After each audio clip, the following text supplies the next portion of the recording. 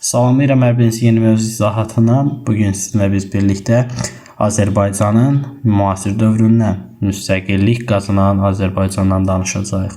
Görək müstəqilliyimizi biz necə əldə elədik. Başlayaq ilk öncə 1987-ci ildən. Belə ki, artıq 1987-ci ildə Qorbaçovun yeritdiyi yenidən qurma siyasəti artıq öz bəhrəsini verə bilmir və SSR iflasa doğru sürətlə irəliləyirdi. Və Qorbaçov yerlərdə milli azadlıq hərəkatlarının başlayacağını artıq sezdiyindən qabaqcadan bunun qarşısını almaqdan ötəri millətlər arasında qırğınların başlaması üçün düyməyə basır və bununla birlikdə parçalı və hökmranlıq et siyasətindən istifadə edir o. Parçalı hökmranlıq et siyasətinin qurbanlarından biri də elə məhz Azərbaycan, Ermənistan ölkələri olur.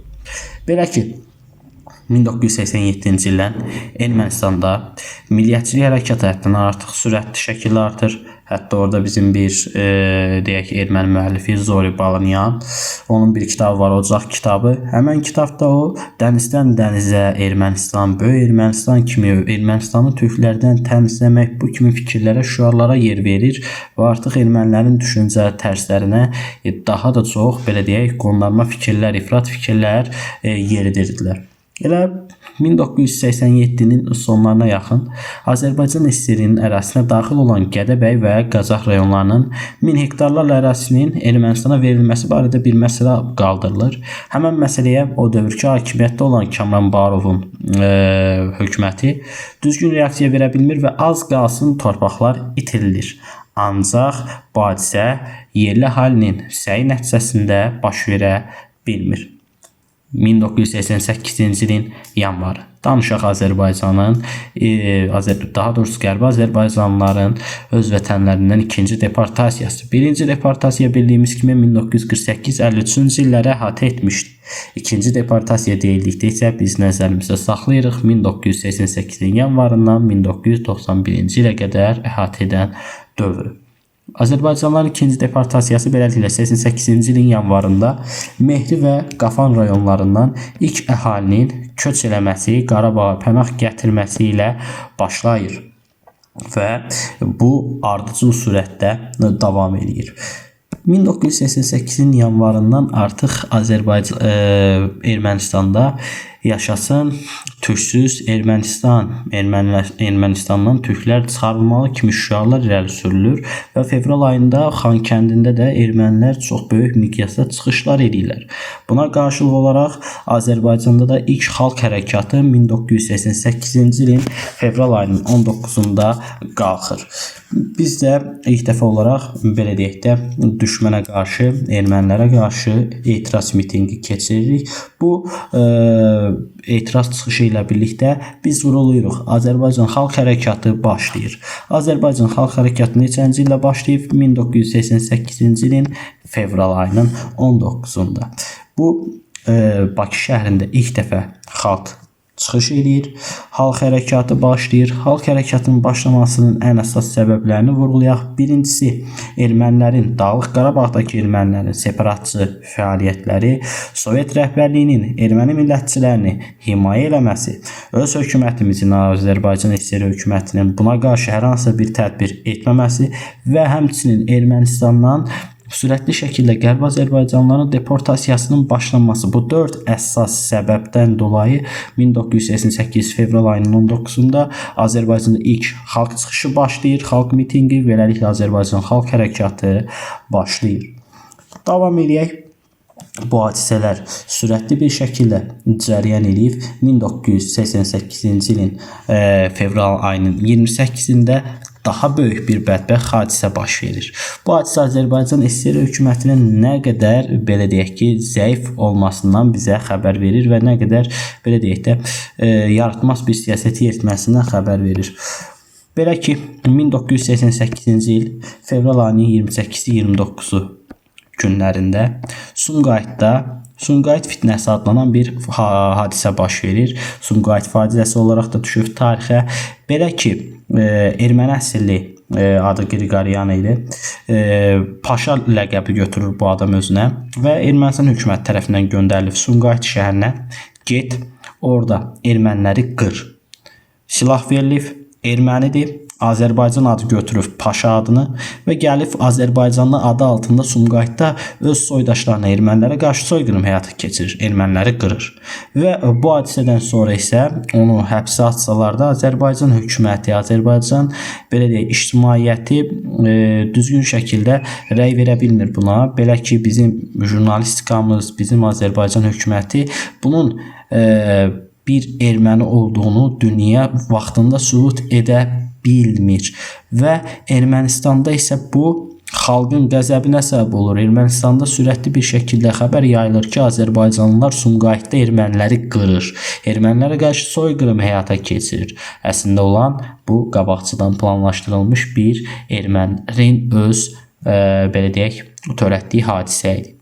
Və bu hadisə ilə birlikdə Ermənistan ərazisində daha da çox qırğınlar başlayır. Qərbi Azərbaycandan, Dağlıq Qarabağdan Azərbaycanlıların sürətli şəkildə deportasiyası daha da güclənir. Azərbaycanlılara qarşı hirs, əsəb ermənilərdə daha çoxalır və artıq Erməni-Azərbaycan qırğını, Erməni-Azərbaycan münaqişəsi daha da alovlanır və kütləvi xarakterə keçməyə başlayır. Belə olanda Azərbaycanda 1988-ci ilin may ayında Kamran Bağırov baş katib vəzifəsindən uzaqlaşdırılır. Onun yerinə isə ondan da belə deyək kütbeyin biri olan Əbdürrəhman Vəzirov gətirilir.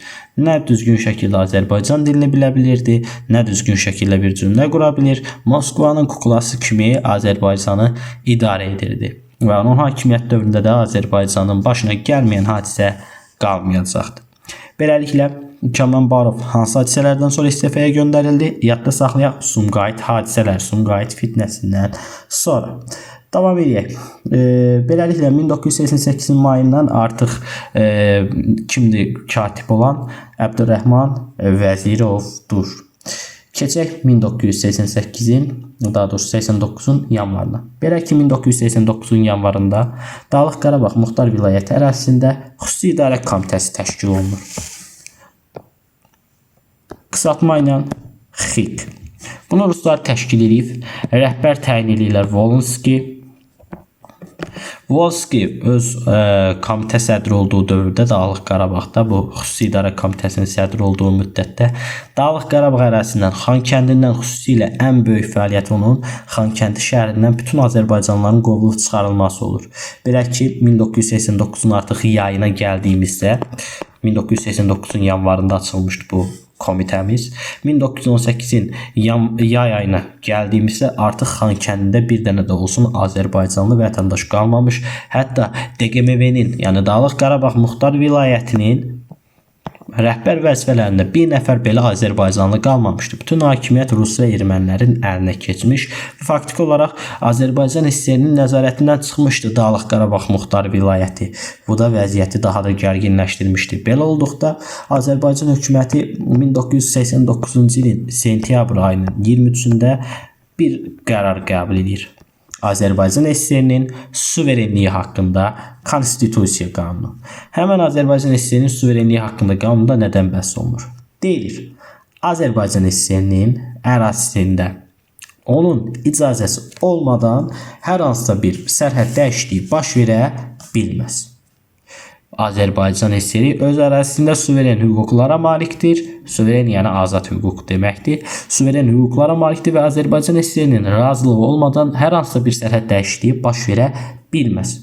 Və hakimiyyətin təzyiqi, xalqın təzyiqi ilə birlikdə nəhayət 1989-un noyabrında həmən bu danışdığımız XİK ləğv olunur. XİK ləğv olunur və Dağlıq Qarabağ Muxtar Vilayətinin tam şəkildə Ermənistanın nəzarətinə keçməsi iflasa uğrayır. Ancaq Ermənistan burada Dağlıq Qarabağdan əlmi çəkir? Təbii ki, yox. 1989-un dekabrı. 1989-cu ilin dekabr ayında Ermənistan Ali Soveti qərar qəbul edir. Dağlıq Qarabağın Ermənistana birləşdirilməsi haqqında qərar. Bu qərarla birlikdə Ermənistan SSR-i rəsmi surətdə Azərbaycan SSR-yə ərazi iddiasını elan edir. Sual verilir. Ermənistan SSR Azərbaycan SSR-yə ərazi iddiasını rəsmən elan elədi. Hansı hadisə ilə? 1989-cu ilin dekabrı Ermənistan SSR-nin Dağlıq Qarabağın Ermənistana birləşdirilməsi haqqında qərarı ilə birlikdə. Bu hadisələrdən danışdıq. Gələk indi yenə qaydaq 1988-ci ildə baş verən digər hadisələrimizə baxaq. Yəqin ki, hər kəs məktəblilər olaraq gündəliklərimizdə filanda görmüşük. Milli Dirçəliş günü. Milli Dirçəliş günü ifadəsi, Milli Dirçəliş günü hardan meydana çıxıbdı? 1988 noyabr ayının 17-si. Noyabr ayında Ermənistan SSR-də qalxan bu xalq hərəkatı, ermənilərin Qərbi Azərbaycanlıları, soydaşlarımızı qovalaması, deportasiya eləməsi, Azərbaycanlılara qarşı soyqırım həyata keçirməyə çalışması və üstəgəl ən əsas məsələ xalq hərəkatının yenidən başlamasının bir digər səbəbi, ən əsas səbəbi Şuşa şəhərində Topxana meşəsinin qırılması. Ermənilər Topxana meşəsinin balta ilə daxil olub, orada ağacları, meşələri qırmağa başlayırlar. Buna etiraz olaraq 1988-ci il noyabr ayının 17-sində o vaxtın Lenin meydanı, bugünkü Azadlıq meydanı adlanır. Həmən Azadlıq meydanında bizim Azərbaycanlılar kütləvi surətdə yığılışıb miting keçirirlər və elan edirlər. Biz müddətsiz miting keçiririk və nəticə nədən ibarətdir? Bizim tələblərimiz nədir? İlk dəfə olaraq orada meydan hərəkatı adlanır bu hadisələrimiz tarixdə. Meydan hərəkatının gedişatında ilk dəfə Azərbaycanın AXC-nin üç rəngli bayrağı və həmçinin Yaşasın Azərbaycan, Azad Azərbaycan şüarları səslənir. Ona görə bugün 17 noyabr Azərbaycan tarixinə milli dirçəliş günü olaraq düşmüşdür. Xalq yenidən öz milli kimliyini elə bilin ki, geri qaytarır, xatırlayır həmən günü. Və həmən o Lenin meydanında olan çıxış gələcəkdə Azərbaycan müstəqilliyini bərpa edəndən sonra Lenin heykəlini yıxacaqlar və bura Azadlıq meydanı adı verəcəklər. Və buna 1988-ci il noyabr ayındakı xalq hərəkatına meydan hərəkatı adı da verilmişdir.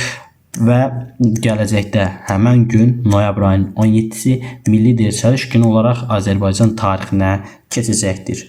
Üç rəngli bayraq dalğalandı. Yenidən Yaşasın Azad Azərbaycan, Suveren Azərbaycan şüarları səsləndirildi. Və lakin bu meydan hərəkatını SSR rəhbərliyi dağıdır, komendant saatı elan edir. Lakin bu belə deyək ki, Azərbaycan xalqının mübarizə əzmini qırmağa yetərli olmur. Davam elədik. Xalq hərəkatına davam edək. Bu qədər xalq hərəkatından danışırıq. Bəs biz Cümhuriyyət dövründə məsələn danışmışdıq, Müsavat partiyası var idi rəhbərlik edən xalq hərəkatına.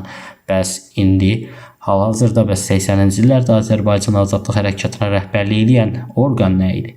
O dövrdə Azərbaycan xalq hərəkatı baş verən zaman həm 88-in fevralın əvvəli, həm 88 noyabrda xalq hərəkatının rəhbəri yox idi. Və bu boşluğu doldurmaqdan ötəri 1989-un yay ayında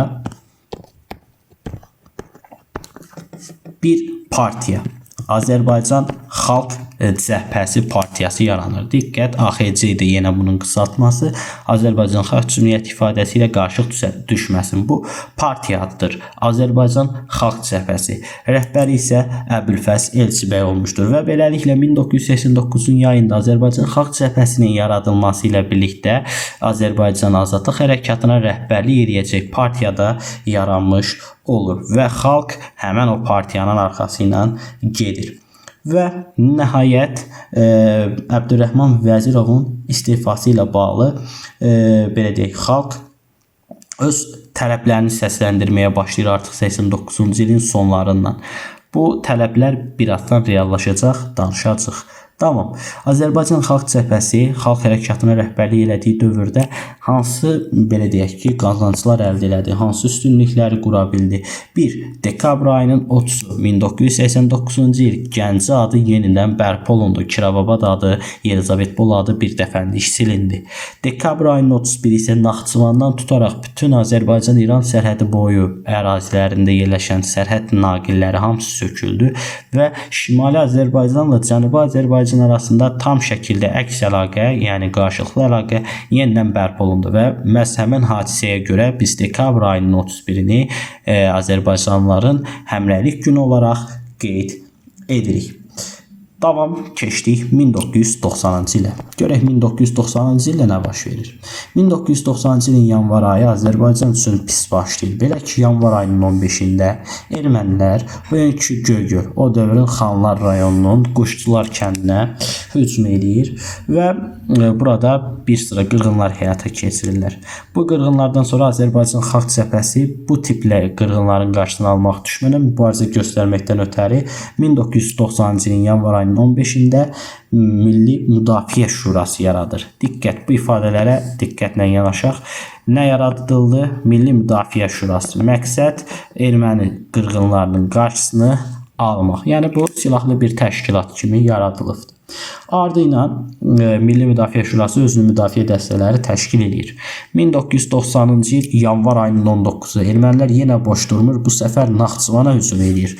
Naxçıvana hücum edilməsindən sonra bu dövrdə gələcək dərslərimizdə danışacağıq Heydər Əliyev barədə danışan zaman bu dövrdə Naxçıvanda Ali Sovetin rəhbəri Heydər Əliyevdir və Heydər Əliyev həmin bu hücumu qınayır və Naxçıvan MSSR-in, yəni Muxtar Sovet Sosialist Respublikasının SSR-in tərkibindən çıxdığını elan edir. Beləliklə, SSR tarixində ilk dəfə görünməmiş bir hadisə baş verir. Heydər Əliyevin rəhbərlik elədiyi Naxçıvan MSSR ilk dəfə SSR-dən, Sovet Sosialist Respublikalar İttifaqından çıxan ilk respublika olur. Yanvar ayının 19-u 1990-da Naxçıvan SSR-ni tərk elədiyini elan edir. Bir gün sonra, daha doğrusu elə həmən günün axşamı, yanvarın 19-dan 20-sinə keçən gecə Azərbaycanda sürətli şəkildə inkişaf edən bu azadlıq hərəkatının qarşısını almaq istəyən Sovet Rusiyası böyük ordu göndərir Bakıya və bütün televiziya kanallarını, bütün radio siqnal verən bütün hər bir qurğuları ləğv edir, hamısını dağıdır və güya özləri də elan edirlər ki, biz Azərbaycanda Bakıda fövqəladə vəziyyət elan eləmişik. Əslində isə xalqın bundan xəbəri yoxdur. Xalq çöldədir və fövqəladə vəziyyət zamanı əgər saat 12-dən sonra siz çöldəsinizsə, əsgərlərin sizi güllələmək hüququ deyilən bir şeyi var. Və Ruslar bundan istifadə edərək Bakıda qırğın həyata keçirirlər. 1990-cı il yanvarın 19-dan 20-sinə keçən gecə törədilən qırğınlarda əsas məqsəd yenə qaydaq 1918-ci ilin mart soyqırımında ermənilərin keçirdiyi soyqırımdan eyni məqsəd daşıyırdı. Xalqın gözünü qorxutmaq və milli azadlıq hərəkatını boğmaq. Lakin buna malik ola bildilərmi? Təbii ki, yox. Əksinə, bundan sonra bu hadisədən bir gün sonra yanvar ayının 21-də Heydər Əliyev özü çıxışında belə vurğuladı ki, 20 yanvar hadisəsini soyqırım olaraq belə deyək adlandırdı və dünya bütün gerçəkləri ilk dəfə o dünya ictimaiyyətinə çatdıraraq haykırdı. Bu hadisələrdən sonra 40 gün Azərbaycanda ümumi yas elan olunmuş və ardı ilə milli azadlıq hərəkatı daha böyük yeni bir mərhələyə daxil oldu. Azadlıq hərəkatı Əbdürrəhman Vəzirovdan vəzifəsindən istefa etməsini tələb elədi və deyirik, Əbdürrəhman Vəzirov hansı hadisədən sonra vəzifəsindən istifaya göndərilib? 20 yanvar hadisəsindən sonra.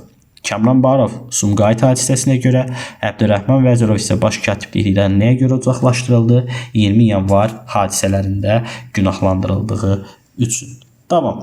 Azərbaycan müstəqilliyinin bərpasına gedən yolda.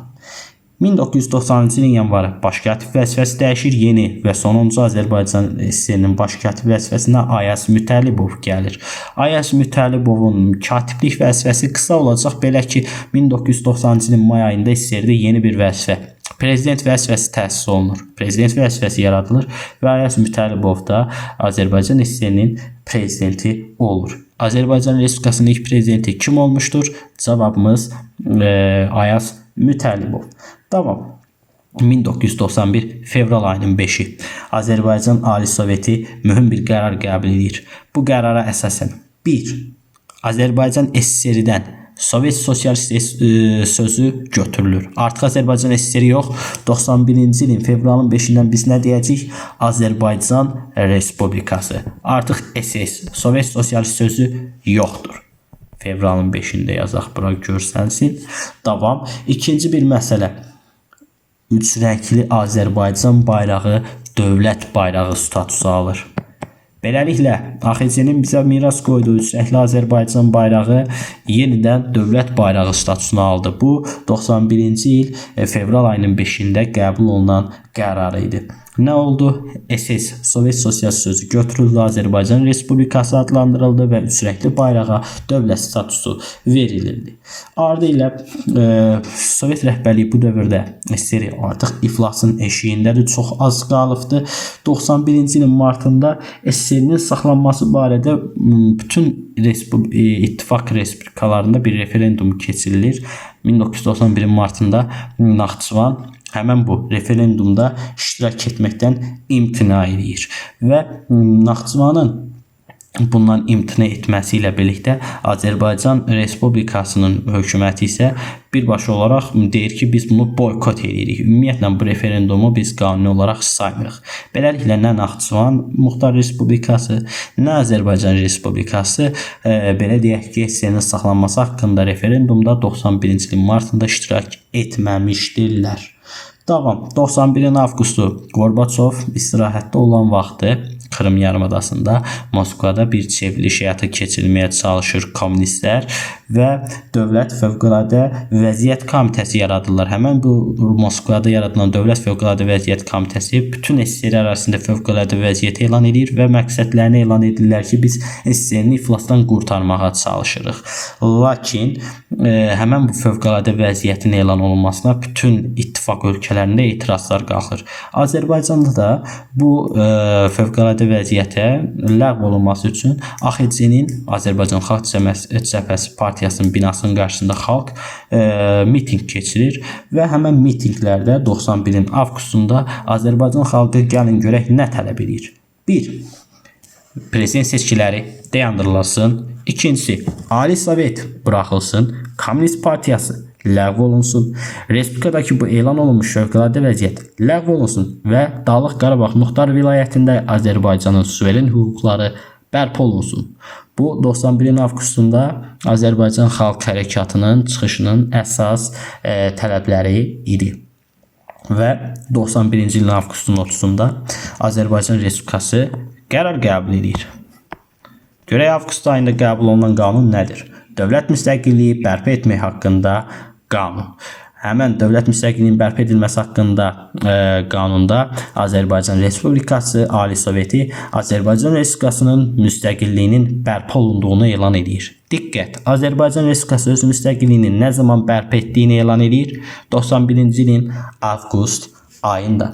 Davam. Bu hadisələrin ardı ilə 91-ci ilin sentyabrında prezident seçkilərinin keçirilmək qərarı alınır. Lakin burada Heydər Əliyev prezident seçkilərində iştirak edə bilmir. Səbəb olaraq isə Azərbaycan konstitusiyasında yaş senzinin göstərilməsi olur. Belə ki, Heydər Əliyevin yaşının yüksək olması onun prezident seçkilərində iştirak etməsinin qarşısını alır. Bunu süni sürətdə o dövrki Ayaz Mütəllibov hökuməti ayarlayıb düzəltmişdilər konstitusiyada dəyişiklik edərək.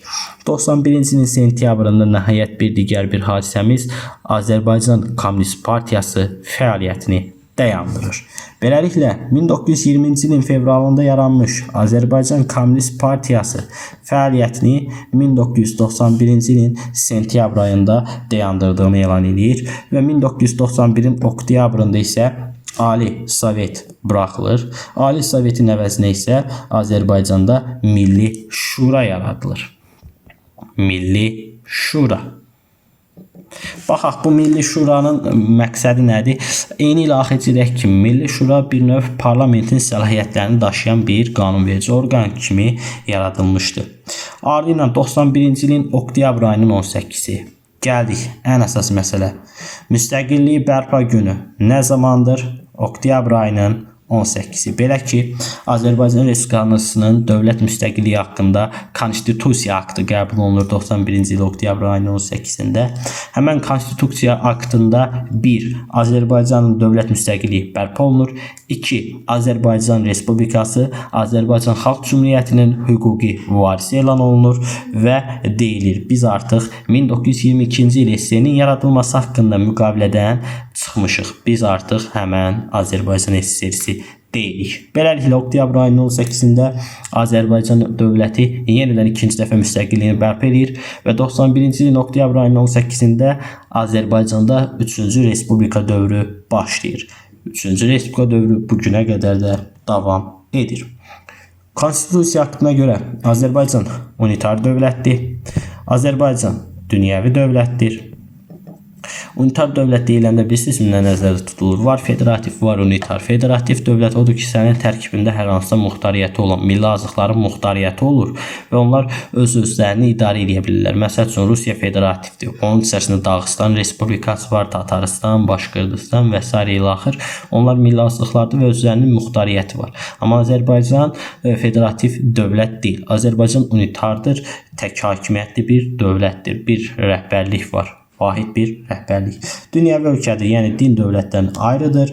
SSR-nin Azərbaycana qalmış, keçmiş bütün mülkləri Azərbaycan mülkləri hesab olunur və hakimiyyətin mənbəyi xalqdır və hakimiyyət 3 qola bölünür. Parlament, yəni qanunverici, icra edici və məhkəmə orqanlarına azad bazar iqtisadiyyatı ilə biz işləyəcəyik. Yəni kapitalizmdir bizim cəmiyyətin quruluşu və hər bir kəsin əmək müqaviləsində tətil etmək hüququ var. Yəni əmək haqqında qanuna görə hər kəsin istəyərsə, əgər öz hüquqları uğrunda mübarizə aparırsa, doğru yoldadırsa, tətil etmə hüququ da vardır.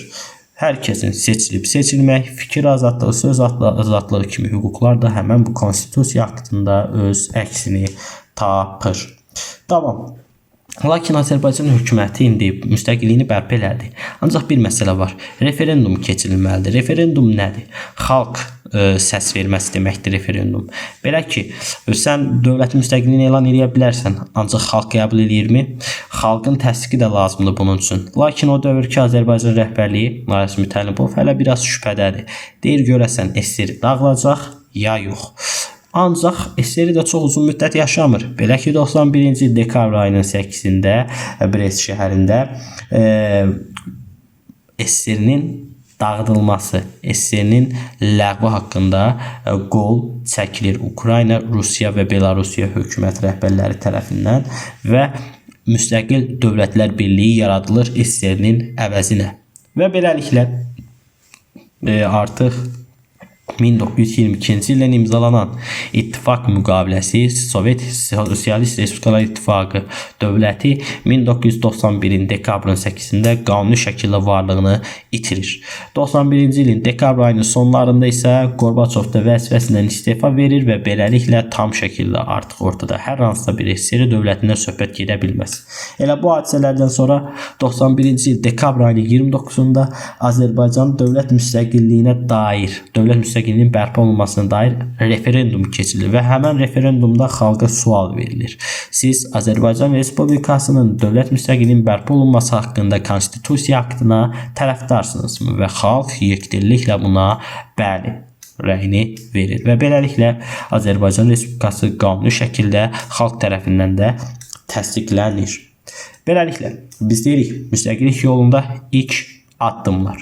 Birinci addım Azərbaycan SSR-nin suverenliyi haqqında 1989-cu il 23 sentyabr qanunu.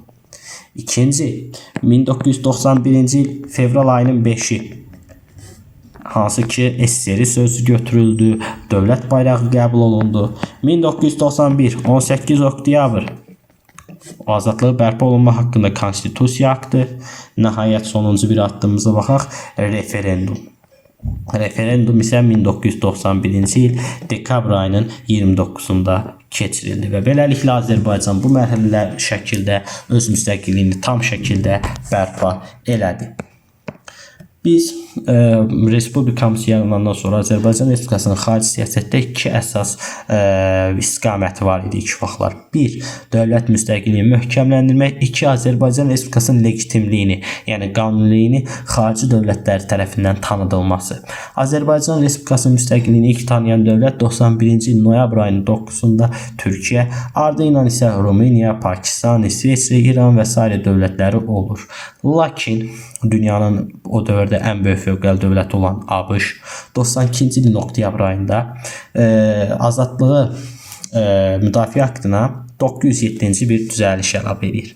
Həmin 92-ci il oktyabr ayında azadlığı tərəfdarlığı haqqında o aktda 907-ci düzəlişdə görün nədən bəhs olunur. Azərbaycana hər hansısa bir silah və hətta humanitar yardım göstərilməsi qadağandır. O dövr SSR dağılanda ABŞ bütün yeni yaranan ölkələrə yardımlar göstərildi. Lakin Azərbaycana bu yardımlar göstərilməmişdi. Həmən etdiyi düzəliş və həmən o düzəlişin edilməsinə isə o dövrdə ABŞ-da fəaliyyət göstərən erməni lobbisi böyük təsir göstərmişdi. Ardı ilə Azərbaycan müstəqilliyini bərpa elədikdən sonra bir sıra beynəlxalq təşkilatlara üzv olmuş. İlk beynəlxalq təşkilat İslam Konfransı Təşkilatıdır ki, 1991-in dekabrında, daha sonra 92-nin fevralında İqtisadi Əməkdaşlıq Təşkilatına, 92-nin martında ən əsas BMT-yə, 92-nin iyulunda ATƏM-ə, ardı ilə isə 93 Türksoy, 93-cü sentyabr Müstəqil Dövlətlər Birliyi, 97 QUAM, 2001-ə gəlirik Avropa Şurası, 2011 Qoşulmama Hərəkatı, 2012 Türk Dövlətlər Əməkdaşlığı Şurası və s. ilə axır təşkilatlara üzv olmuşdur. Bu zaten kitablarınızda var. Bu illəri əzbərləməyiniz vacibdir. Gələk, hakimiyyət mübarizəsindən danışaq. AXC necə oldu hakimiyyəti ələ keçirdi? 92-ci ilin mart ayı. 92-ci ilin mart ayında Ali Sovetin keçirilən fövqəladə iclasında Mütəllibovun istifası haqqında qərar qəbul olundu. Çünki Mütəllibov Xocalı soyqırımına görə 1-ci Qarabağ müharibəsindən danışanda geniş şəkildə bildirəcək. Belə ki, 92-ci il fevral ayının 25-26-sında həyata keçirilən Xocalı soyqırımının qarşısını ala bilməmişdi. Ayas Mütəllibov hökuməti xalq bundan qəzəblənərək çıxış edərək Mütəllibovu vəzifədən uzaqlaşdırılmasını tələb eləmişdi. Azərbaycan Ali Soveti 92-ci ilin martında onun istifasını qəbul edir və onu vəzifədən göndərir. Və prezident vəzifəsini müvəqqəti surətdə Azərbaycan parlamentinin sədri Yaqub Məmmədov həyata keçirməyə başlayır. Lakin Heydər Əliyev 92-ci martında yenə prezident seçilə bilmir. Səbəb olaraq isə Heydər Əliyevin yaş cenzi göstərilməsi olur. Konstitusiyada yaş cenzinin olması maddəsi onun hakimiyyətə gələ bilməməsinə, ümumiyyətlə səs vermədə iştirak edə bilməməsinə gətirib çıxarır. Daha sonra 92-ci ilin may ayında, may ayının 8-i Şuşa şəhəri işğal olunan vaxtı Azərbaycanda hakimiyyət böhranı daha da dərinləşir. Mütəllibov bundan istifadə edərək yenidən öz tərəfdarları ilə birlikdə hakimiyyəti ələ alır və Azərbaycanda may ayının 14-də o verdiyi qərarla birlikdə fövqəladə vəziyyət elan edir və siyasi hüquqların ixtisara salınması, məhdudlaşdırılması barədə qərar qəbul edir. Lakin elə həmən gün xalq yenə çıxış edərək Ayaz Mütəllibovun vəzifədən dərhal uzaqlaşdırılması barədə AXC-nin binasının qarşısında çıxış edir. AXC hökuməti Elçi bəy və həmçinin, daha doğrusu AXC hökuməti deməyək hələ, AXC rəhbərliyi, yəni partiya rəhbərliyi və Heydər Əliyev də Ayaz Mütəllibovun qanunsuz şəkildə hakimiyyəti qəsb etdiyini dilə gətirərək Ayaz Mütəllibova təzyiq göstərir.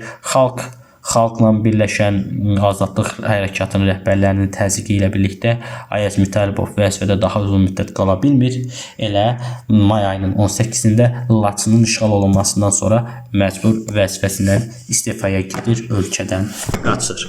Ölkədən qaçsın, may ayının 18-də Azərbaycan Ali Sovetinin yeni bir sessiyası keçirilir və deyilir, may ayının 14-dəki qəbul olunan həmin Ayaz Mütəllibovun bütün qərarları əsassız, qanunsuzdur. İkinci bir maddə, Ali Sovetin adı dəyişdirilir. Artıq Ali Sovet adlanacaq nə? Milli Məclis.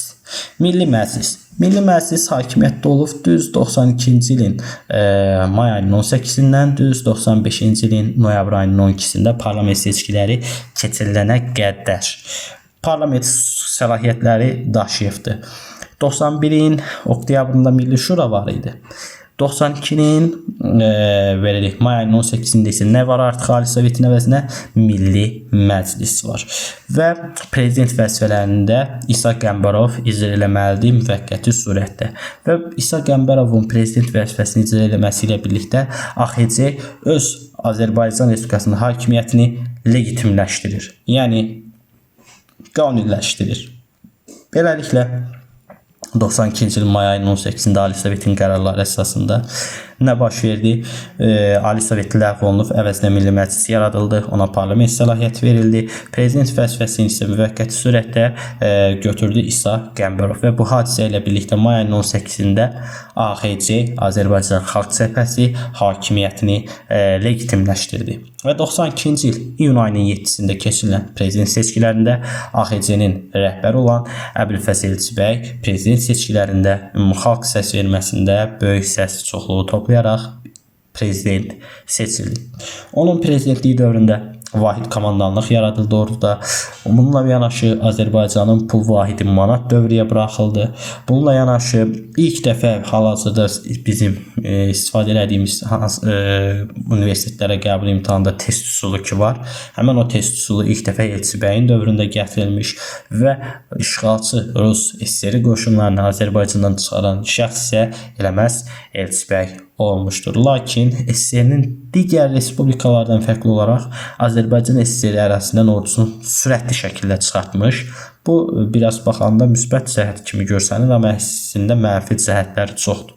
Belə ki, digər respublikalarda mərhələli şəkildə SSR öz ordusunu çıxaran zaman öz silahlarını həmən yeni yaranan respublikalara təhvil verdiyi halda Azərbaycandan sürətli şəkildə ordusunu çıxartmaqda əsas məqsədi Azərbaycanlılara silah verilməməsi və bunun sayəsində isə Ermənistanla müharibəyə, belə deyək ki, Ermənistanla müharibədə Azərbaycanın rəqabətdə silah rəqabətində məğlub olmasını təşkil etməkdən ibarət idi.